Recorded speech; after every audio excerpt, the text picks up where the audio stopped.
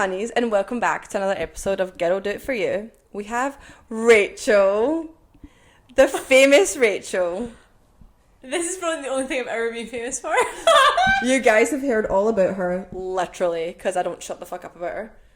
But it's fine. They love you on the podcast. Yeah, so You're like to give famous? some strange insight to your life. I mean, fabulous insight. It's insight that I appreciate. Alright, let's get into it. So, it's 8 o'clock, which also, in case anyone in America is watching, which I'm sure they are, it is daylight at 8 o'clock at night. Isn't that weird? Okay, cool. Just getting that out of my system. Because it's fucking 7:30 over there, it's pitch black usually. Yeah. Anyways, we've been drinking for a while. So our friendship is what, 21 years old now? Yeah. About. Coming up 21 years this year. Yeah, because we've been friends since we were 4. So since August 2004 is Yeah. when we met. Yeah. So that will be, yeah. Yeah, and it's not always been like constant. Like there was a time where we distanced for a little bit because I moved away and you were at school and I was at school and like life just happened. Absolutely. But then we got back and now we're better than ever. God, I think we've kind of reverted to being the friends that we were way back when. Because, well, so we were always really close throughout primary school. Yeah. So we were best friends throughout primary school, but then high school happened and you went away to a different private school and I stayed at public school, but then I went away to America and like obviously it's just the distance. It's not easy.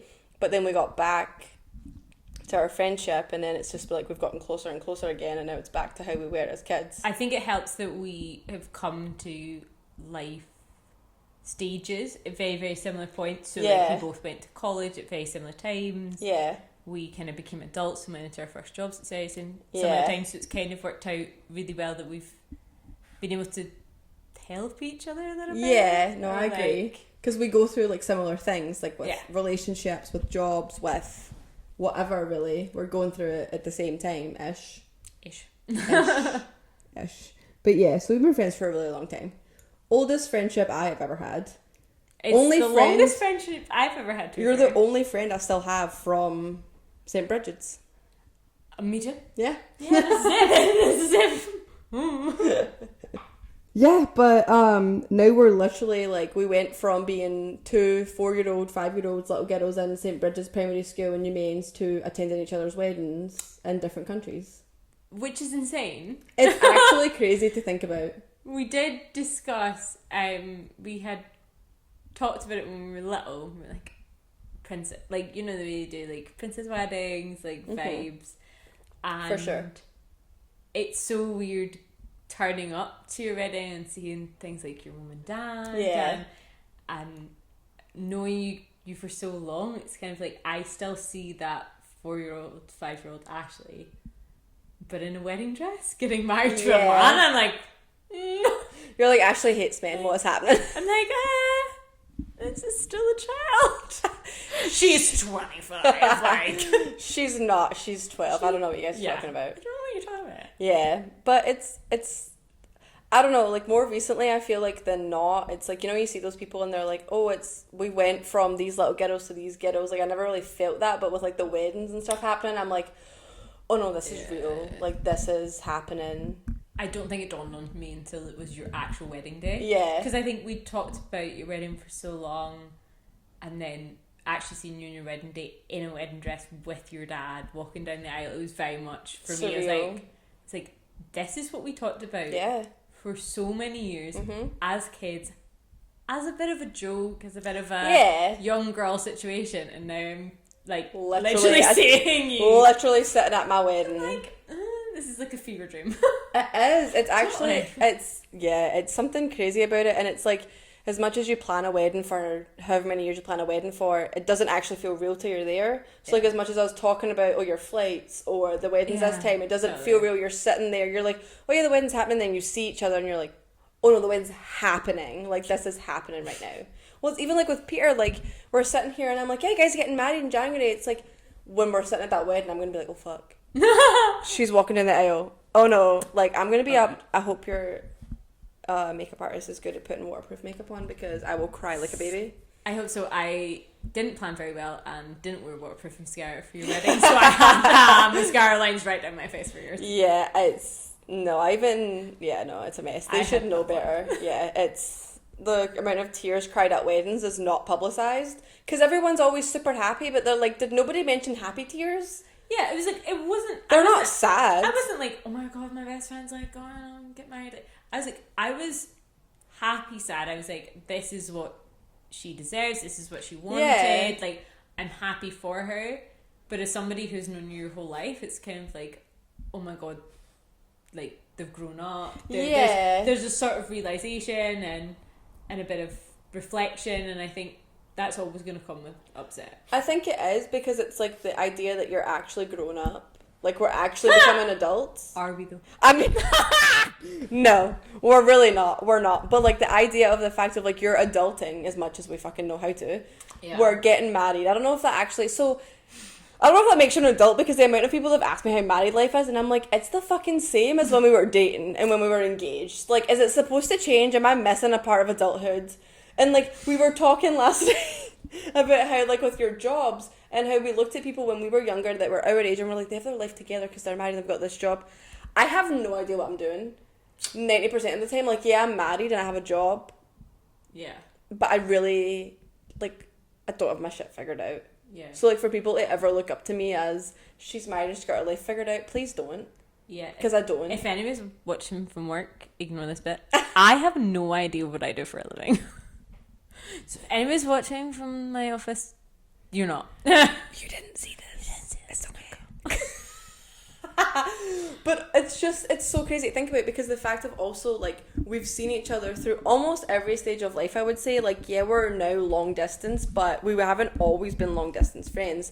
So, like, we went to school together, went to high school together for a year, and then, like, we obviously became long distance, but we've still been through it all together, I would consider. Like, almost, because there was, like, I don't know, was it... I would say we would be about 2013, 2014...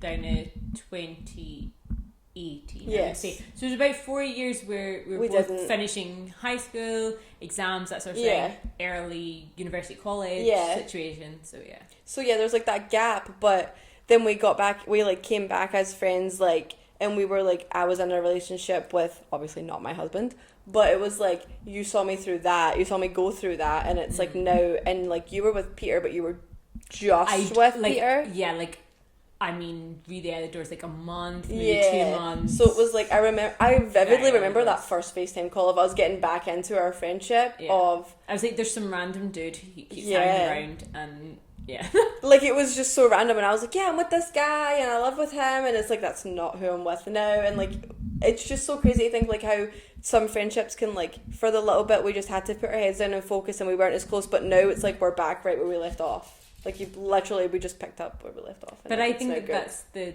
good thing about long friendships. You don't always have to be next to each other all the time. Like, I don't need to know what you do on a daily basis. Yeah. Like, as much as I do, I don't always need to, because I know that you will still be my friend regardless. Yeah, well, because there's some days where, like, I mean, we don't talk every day. Obviously time difference is also hard, but like, we'll send random videos or pictures to each other daily, but like, we don't have like a meaningful conversation every single day because we're busy, we have lives, there's a time difference, it's hard, but like, we keep up with each other and like the important events that are happening in each other's lives, and we know what's happening. We know, okay, you need space, or no, you're going through a really hard time, we need help, or like whatever, like we're there. Yeah, totally. Like, that's what I feel like is most valuable in a friendship, and not just like we have meaningful conversations, and not just like, oh yeah, we are friends because we have a Snapchat streak. Like, that's not a friendship. I mean, we have lost our Snapchat streak like 25 times. I don't even fucking know at this point. That's mainly my fault. Every time I go like away from work, I'm like, forget that I. But like, it's not like we're also not in high school where it even matters at this point, and it's not a superficial friendship. But I know that you're not going to be annoyed that I don't message you every day. And I think that's the difference. Like, you could have a friendship that's feels very close, but however, they're like mad if you don't text one day. Yeah. And it's like, I know that if you really needed me, you would text me, and vice versa. Exactly. Like, we don't have to message every single day to know that we are friends. Like, that's... And I feel like when you do sometimes and you feel that she didn't message me today, it's like, what does it matter? We're adults, we are busy, we work, we've got shit going on, you're planning a wedding, that is a second job, like... That's debatable. The planning part, or it being a second part? Okay, I was going to say. That was like a job part, but definitely the planning part. Okay, well, let's just talk about the weddings then. Like, what has been... So your wedding, we're what, 6 months out? 7 months? 7 months We're out. 7 months out from your wedding. I am almost 6 months married. Isn't that ridiculous? That's mental. That was 6 months ago. I know. Time is flying by. What has been so far your biggest lesson that you have learned planning the wedding? I would say planning a wedding shows you who people really are, because you can plan big trips, you can plan holidays, you can even move house and do big life events, graduations, whatever that may be. But people will show you their true colours when you say to them, can you really be there for me on the lead up and on the day? I agree. People will put their 2 cents in and may not put their 2 cents in even though you think they should. That's fair too, because I feel like when you ask people for their opinion, they don't give their full opinion sometimes, and you're like, no, I'm asking you for a reason, because I actually value it. But then it's people that you don't ask for their opinion, they give your opinion anyway. You're like, 100%. I didn't want your opinion. You're like, not yours. Yeah.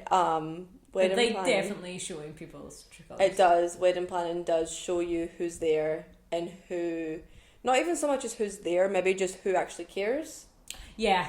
I wouldn't say who's there, because you do have friends that do care about you, they just maybe don't care about the wedding part, but it shows you who is there for you to be there when you're like just confused about random shit, or you just need help with something and they're like, okay, what is it? Like, give me your best shot. What's the question? What's the idea? What's whatever? Or they just show up to help, because it's not their wedding, it's your wedding, but when someone cares enough to treat it like it's theirs. Or even just to ask. To ask a question like, how actually genuinely are you? In the process. Like, I ask people on a daily basis, how are you? But that's a very different question when you have some big life event. Yeah. Well, because getting married isn't exactly just... Oh, we're just getting married, it's not a big deal. It's like, it's a massive deal. Yeah. Yeah, I would agree. Yeah. But it's like, that's why when, you're picking your bridesmaids, it's obviously really hard, because you want to make sure it's some people that are important, people that matter, people that are there for you. 100%. And they're going to be there for you the whole process. And it's like... And I've also heard just people that... Horror stories from weddings. I mean, you've seen the bride horror stories. Oh, I love the Am I the Asshole brides version. I love it. If anyone needs to see it, it's like YouTube. Just YouTube Am I the Asshole brides or Bridezilla version. It's so good. It's so good. We will say that 95% of the time, you're not. There is the 5% where it's like, oh, maybe we're just being a little bit Bridezilla or a little bit dramatic, although I do hate the word Bridezilla. Are you Bridezilla, or are you asking for what you want for the first time in your life? Oh, hot take. Hot take. Unpopular opinion. I mean, that's what... People throw that word Bridezilla around so easily. Oh my god, yeah. Because, like, are you just saying, this is my day and this is how I want it to go? Or are you being a bitch? Like, they're, like, I feel like that's what it is, but people are like, oh, she wants this on her wedding, she's a bridezilla because she's demanding too much. Okay, I'm sorry, I'm paying out a mortgage, basically, on a fucking wedding. I can ask for what I want. You know, I have seen some horror stories, though, that are, like, just not even horror stories, I don't know if you'd call them, because it's not that dramatic, but, like, the pettiest shit that you're like, okay, but she's not a bridezilla, she's being petty and nitpicky about, like, oh, you can't have tattoos showing, or your hair colour can't be a certain colour, or your jewellery has to be all gold, or, the bride picks her favourite whatever colour, and it's like, okay, people have their differences, people want certain things, like, you cannot be, it's like, as a bridesmaid, when you sign up to be, okay, I've been a bridesmaid and I've now been a bride, and I feel like when I was a bridesmaid, I was engaged, but I wasn't too close to my wedding, and I should have been better in that wedding than I was, but I didn't know. And now, as being a bride, I now know that, like, the things I can and can't do as a bridesmaid. So I feel like if you ever have a wedding you have someone who's been a bride that's in your wedding, it does help. Yeah. Because Lauren, she was a bride, and so she was very helpful for certain things, and I wasn't a bride yet for hers, so I was like, looking back, I'm like, wow, there's certain things I'm like, I could have done that a little differently, or helped just that little bit more, because now I know what is expected. Yeah, true. Because I'm like, I see it from both sides, and I'm like, you just wanted someone to help. You just wanted support.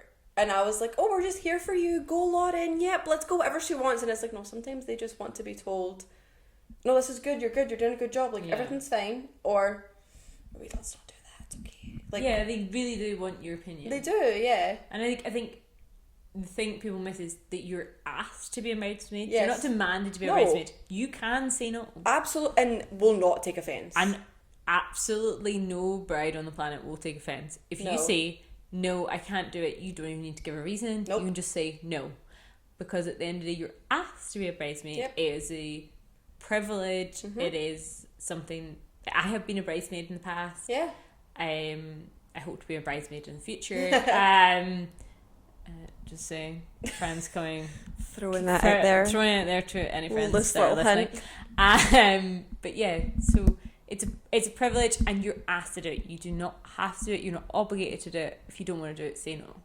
Yeah, like, there's no hard feelings if you say no. Like, I would much rather you say no when I ask you than we are 4 months out from the wedding and you tell me, hey, I can't do this. Or stuff starts to come up and you're saying no to everything all of a sudden, and it's like, but you said yeah, you could have just told me no back then, instead of now being... not even fake supportive, but acting like you could. Mm-hmm. Like, because there's so much leading up to a wedding, right? I mean, some people do get engaged and married very quickly, but like, we've both had longer engagements than a typical, I feel like. Yeah. Because I was engaged for 2 years, you will have been engaged for about just under 2 years. Yeah. So it's like, you guys had plenty of time to be like, can I back out? I'm really sorry, I thought I could do this, I can't. And it's like, really, we just want honesty.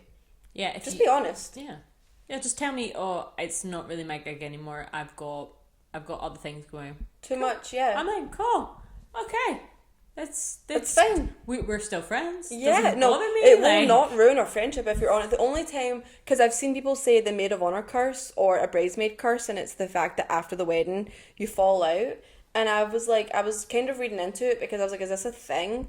And I was like, well, I feel like that's only a thing if the bridesmaid or maid of honour isn't being completely truthful, isn't being completely transparent, because then you're hiding something, and then it's like you had some animosity or some upset feeling, and it's like after the wedding now you feel like you can say it, and then there's a falling out, when it's like in all actuality you could have just said at the beginning of, this is how I feel, I don't think maybe I'm a good fit, or whatever it may be, and the friendship could have still been saved, or nothing, no harm, no foul, friendship would have been fine. But the pressure of being a bridesmaid, I feel like, is made to be up here, and it doesn't have to be.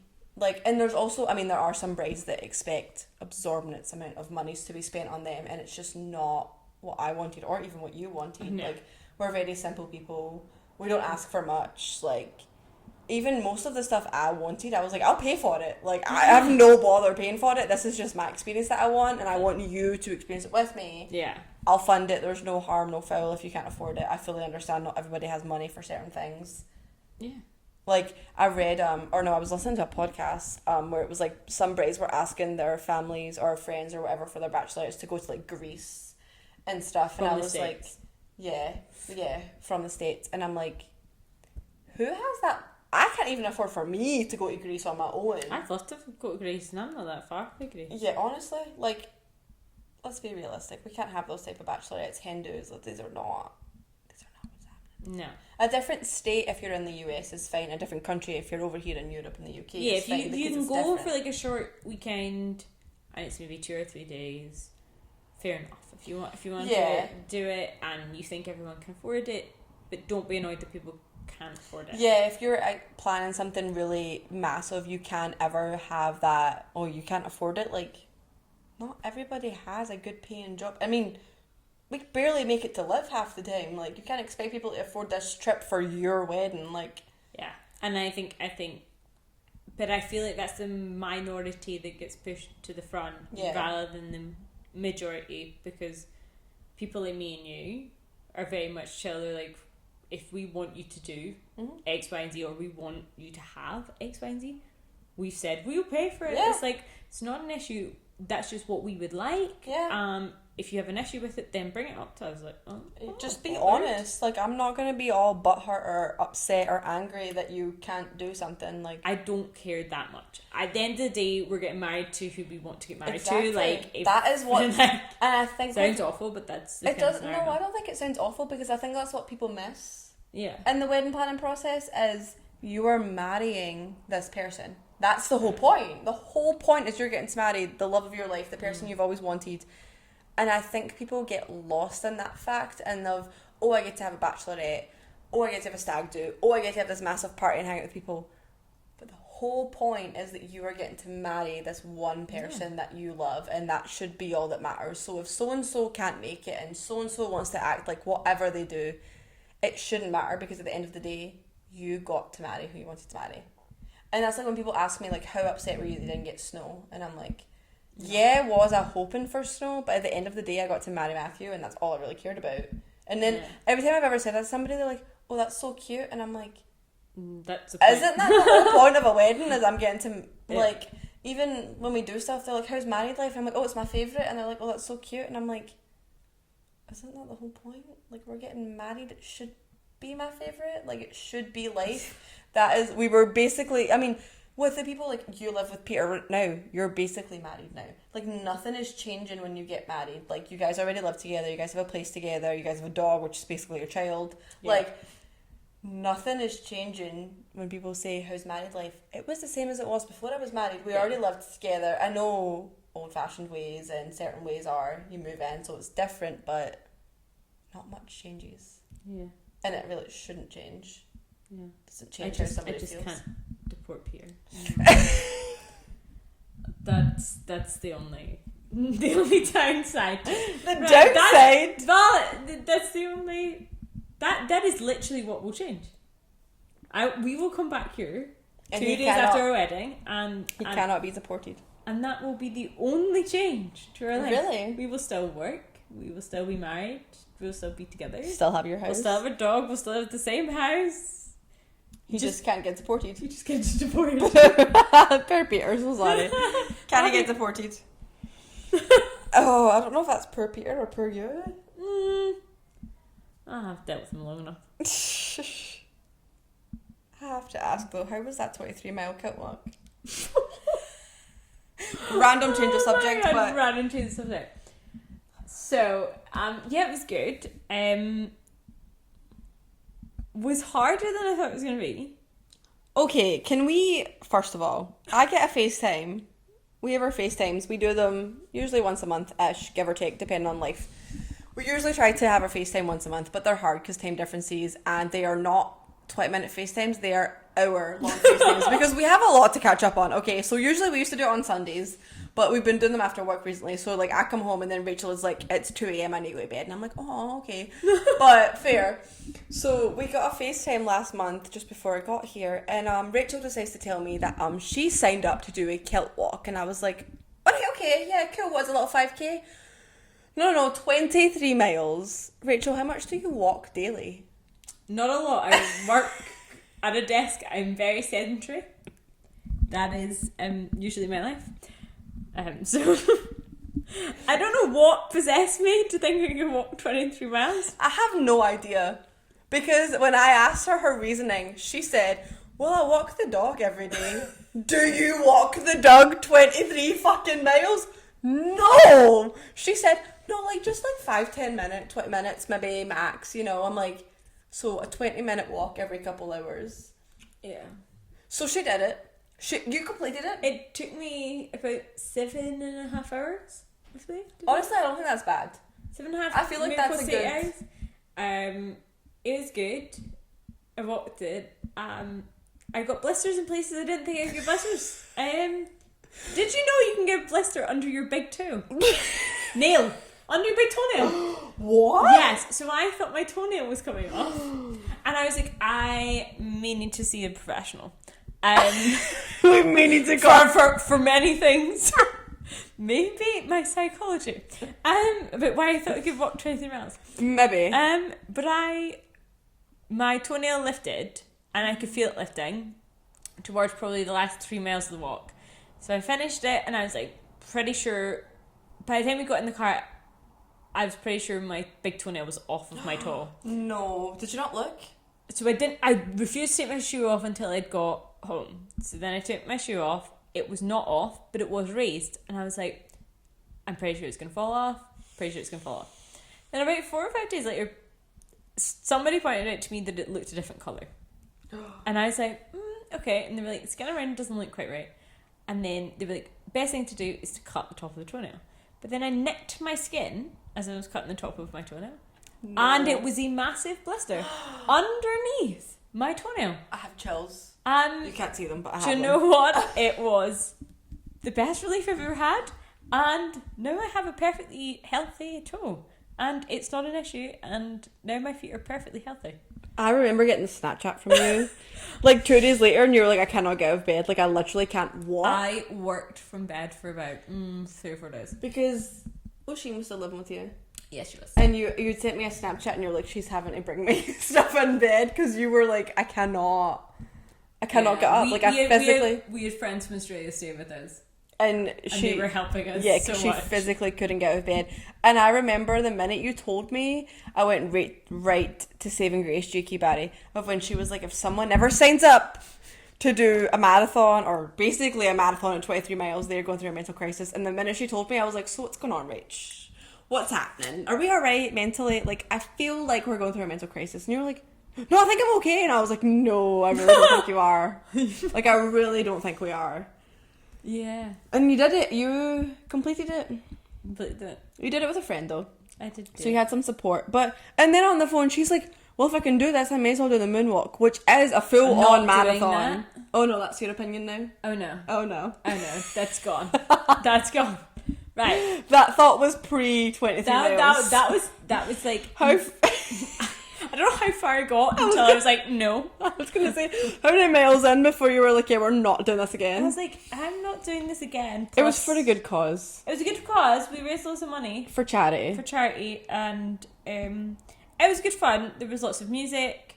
People gave us ice poles and lots of snacks throughout the trip. Yeah. It's basically from here to Loch Lomond. Fucking which is... it. You could not pay me enough to sign up to do one of these.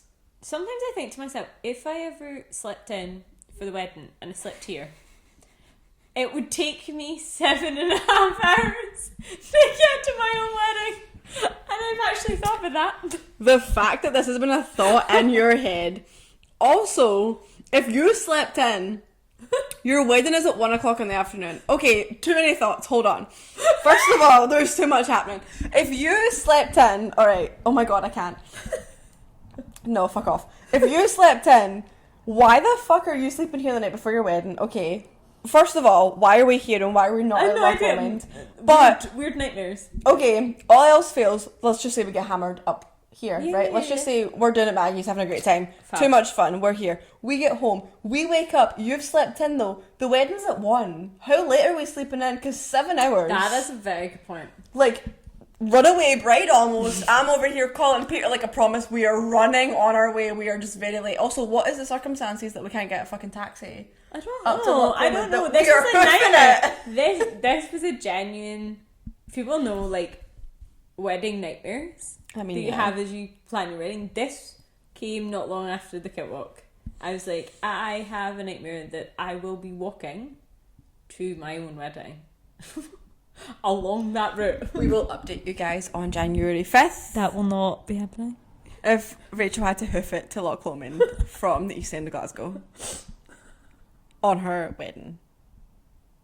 I'm really hoping you don't have to do this. You will not do it in your heels, to be fair. Oh no. Oh no, we will be calling a taxi. I don't know who you think I am. I have speed dial, taxi, thank you very much. Or if my mum's... Auntie Arling! Fucking, we are not hoofing it to Loch Lomond on the wedding morning. No, I don't know what you think this is. Like, this isn't happening. This is one of my many, many, many nightmares. Oh no. No. No. Staying on the subject of getting married, The difference in ages I have noticed because you've been told a couple of times about how you're too young to get married, Yes. or just the stereotypical opinion of people thinking you're too young to get married. But in the States, getting married at our age, which is 24, 25, it's not young at all, because you get people up in fucking Utah getting married at 16. But in the States, getting married at 24, 25 is not uncommon at all. But here, it is a little uncommon. People usually get married a little bit older. But, I mean...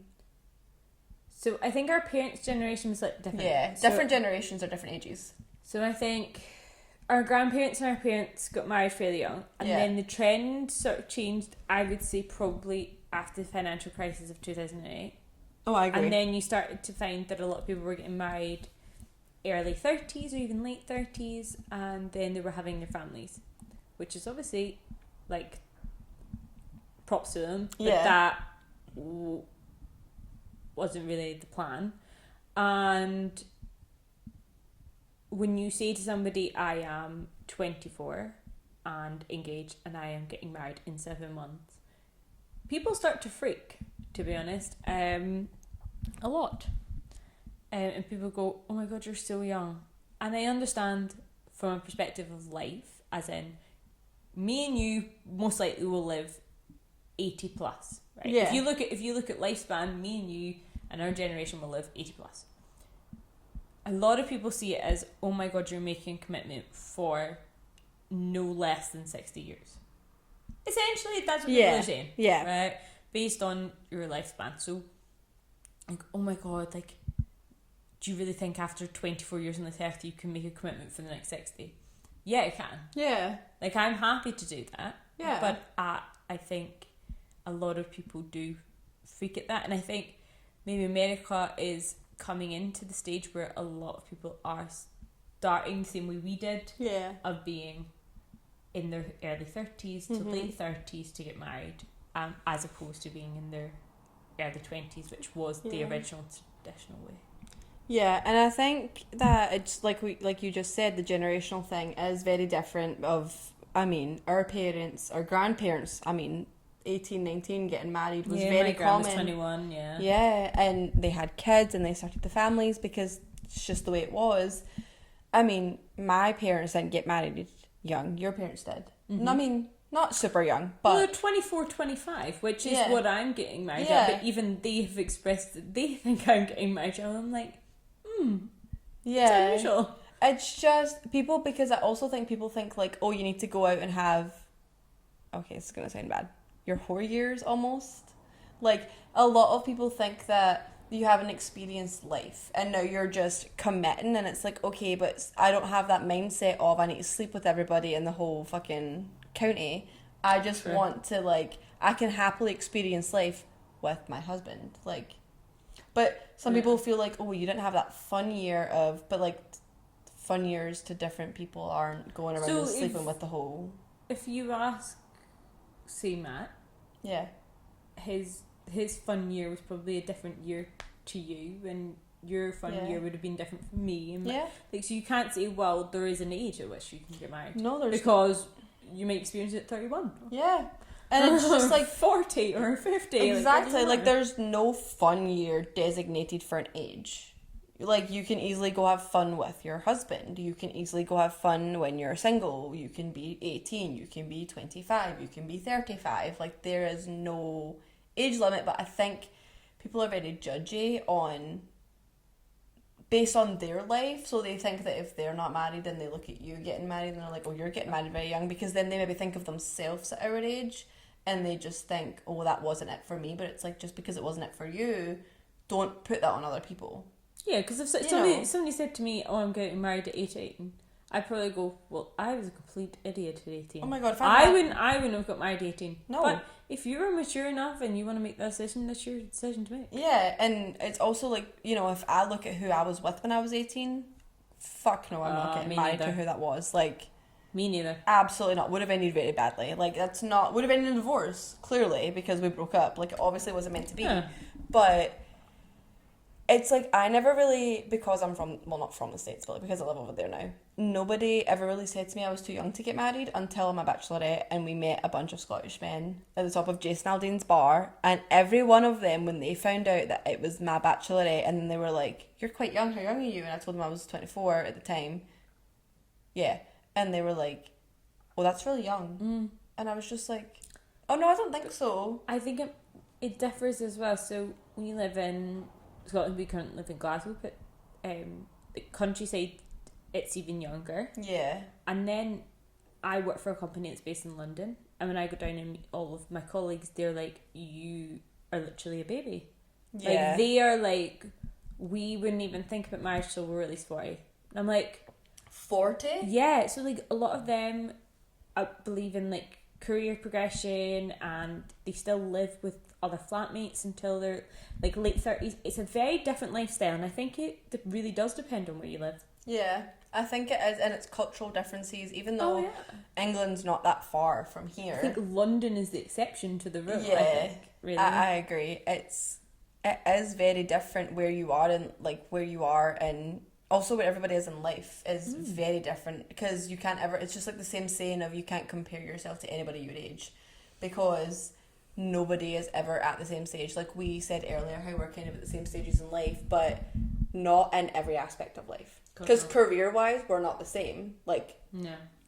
Relationship-wise, we're not even I mean, yeah, because we've gotten married around the same age, but like, you guys were together much longer than we were, but that's why you can't ever base it on someone else's life, because it's like those girls who, we've been together 5 years and he hasn't given me a ring and you've only been together, that's like, that doesn't matter. That doesn't value your relationship at all. And it's like, okay, you guys have been together 5 years, but you were also 16 when you started dating. Nobody is getting engaged at that age. Like, you cannot base it on the years that, in the relationship itself, like, were there ups and downs? Were we on again, off again? Was there this? Were you guys not living together? Like, there's so many aspects to people's life, and also, you can't ever compare, because everybody is at different stages in life. Like, okay, we're similar because we live on our own. We're getting married. I just got married. We live with our partners. We have dogs. We have our careers ish figured out. Like, we're similar in those aspects, but like, if you dig down to it, we have our differences, of course, because that's what makes you you. Like, you can't be like everybody else, because then you're boring and you're just like everybody else. Like, you are different in certain ways, but it's like, can't compare yourself to people, because then you just nitpick at yourself, and that's when it's bad for your mental health. And then you're just like, wow, I'm a fucking failure because blah blah blah blah. And it's like, no, you're just at different times, like the partying and people having their years that they want to get married, and oh, well, when I was your age I was out getting drunk and in Ibiza and like, okay, but that may not appeal to you. Exactly. Not everybody wants to go out to clubs and go partying and traveling. But like, some people might not want to go and put their head in a book and have a PhD at this age. Not everybody wants to get married at this age. Some people want to settle. Well, a lot of people look at marriage as settling down, but like, not everybody wants to do that. Some people don't ever want to settle down with one person, and that's fine. You don't ever want to get married to one person, do your thing. No one's ever judging, but I feel like we live in such a society where everybody judges you, and it's like, who the fuck cares? Yeah. Literally live your life for who you are and not anybody else. Like, I don't think it matters. What are, would you say, red flags that you have ever ignored in men? Oh, God. Like a red flag. I've seen some awful men in life. This is not a fair question. Self-absorbed. Fair. Like, if they prefer the look of themselves in a mirror to you, leave. Yeah. Like, au revoir, merci beaucoup, leave.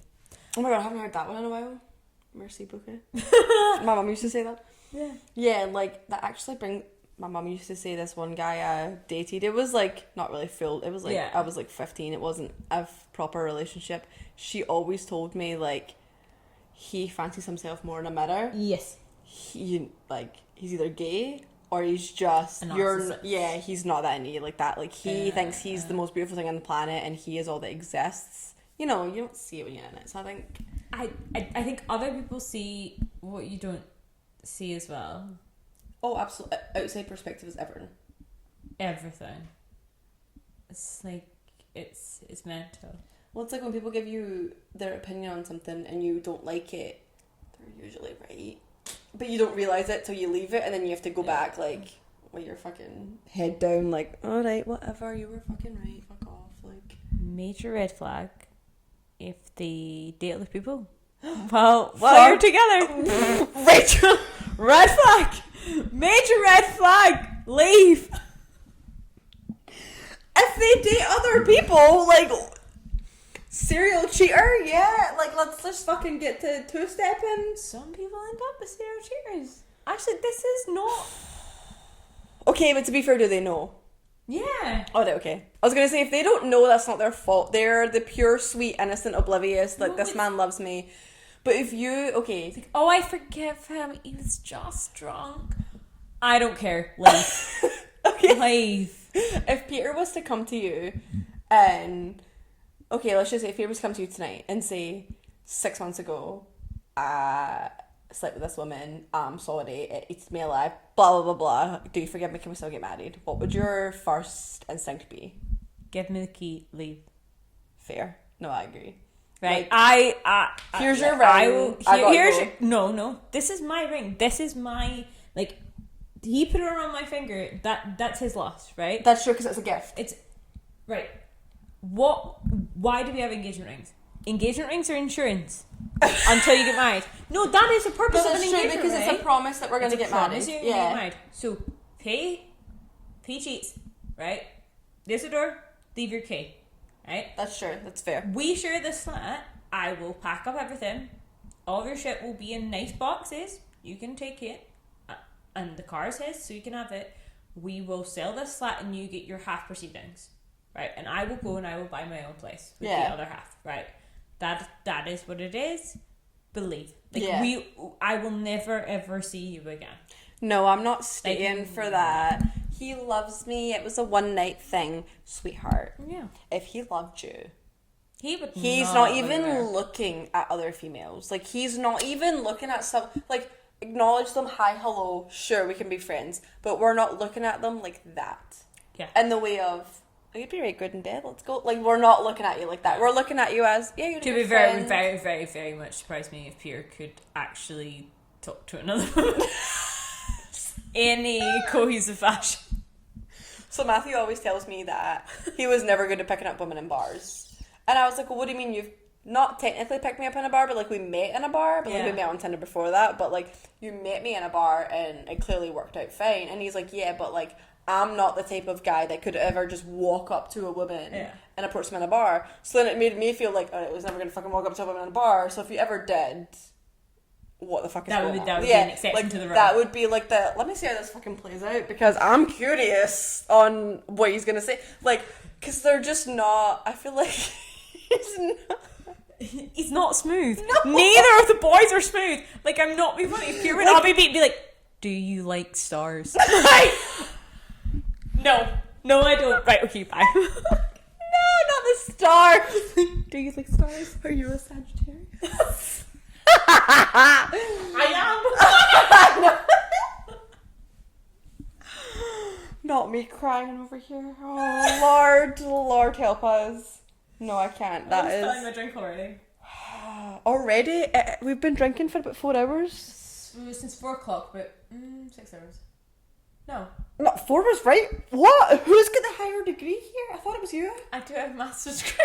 I thought you were more intelligent. Yeah, I can't read the fucking time because I'm tick. It's 8:49 at night. Right, okay, we've had 5 hours of drinking. Okay, so we're both right. Anyway. What a mess! This is what happens when you record a podcast. This is why I'm not watching my own podcast.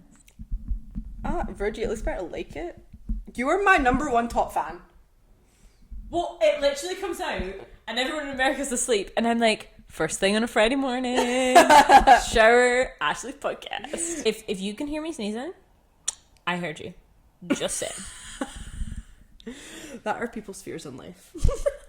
And on that note, thank you for watching another episode of Girl Do It For You. We will be here. Oh, it was, but that was the best kind of one. Like, I don't know what you're talking about. Messy? That's my favourite nickname. I will see you, honeys, next Friday. But we love you guys, and I will see you, honeys, next Friday. Bye, honeys. Bye.